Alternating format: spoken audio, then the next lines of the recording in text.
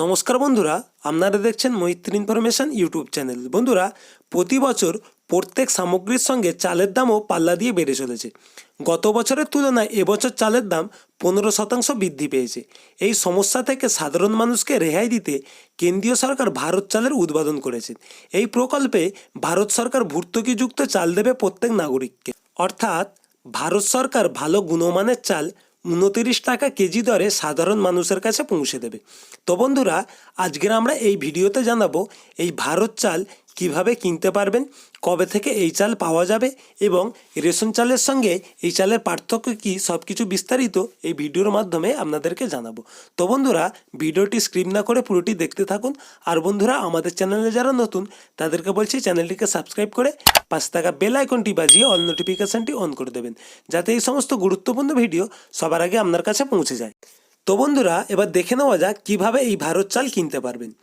আপনি সরাসরি কোনো দোকান থেকে এই চাল কিনতে পারবেন না। এই চাল কিনতে হলে আপনাকে ভারত সরকারের অফিসিয়াল ওয়েবসাইট ন্যাফিড বাজারে যেতে হবে। এছাড়া অন্যান্য ই কমার্স ওয়েবসাইট থেকে যেমন ফ্লিপকার্ট, অ্যামাজনে এই চাল আপনি পেয়ে যাবেন। মূলত 5 কেজি ও 10 কেজি ওজনের বস্তায় আপনি এই চাল পেয়ে যাবেন। কবে থেকে এই চাল পাওয়া যাবে? সরকারি নোটিফিকেশান অনুযায়ী ফেব্রুয়ারি থেকে এই ভর্তুকিযুক্ত চাল আপনি ন্যাফিড সাইটে পেয়ে যাবেন। কেন্দ্রীয় সরকারের মতে দাম কম হলেও এই চাল সর্বোচ্চ গুণমান সম্পন্ন হবে। এই চাল কিনতে হলে নির্দিষ্ট ওয়েবসাইটে ঢুকে রেজিস্ট্রেশন প্রক্রিয়া সম্পূর্ণ করার পর আপনি এই চালের জন্য অর্ডার দিতে পারবেন। রেশন চালের সঙ্গে ভারত চালের পার্থক্য। রেশনে যে চাল আমরা পাই সেটা ভালো গুণমান সম্পন্ন হলেও এই ভারত সরকার চাল সর্বোচ্চ গুণমান সম্পন্ন। এছাড়াও এই চাল বাজারজাত করার জন্য সরকার বিভিন্ন সরকারি সংস্থা যেমন এফসিআই, ন্যাফিড এবং এনসিসিএফের সহযোগিতা নিয়েছে।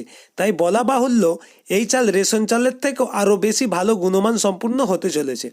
এই ন্যাফিড সাইটে চাল বাদেও ডাল, বাদাম ও অন্যান্য খাদ্যদ্রব্য খুব কম দামে আপনি পেয়ে যাবেন। তো বন্ধুরা, এই সমস্ত বিষয় আরও আপডেট জানতে আমাদের সাথে থাকুন। ভালো লাগলে অবশ্যই লাইক, কমেন্ট এবং শেয়ার করতে ভুলবেন না। আমাদের আশীর্বাদ করবেন যেন আমরা আরও আপডেট ও সঠিক তথ্য আপনাদের জন্য তুলে ধরতে পারি।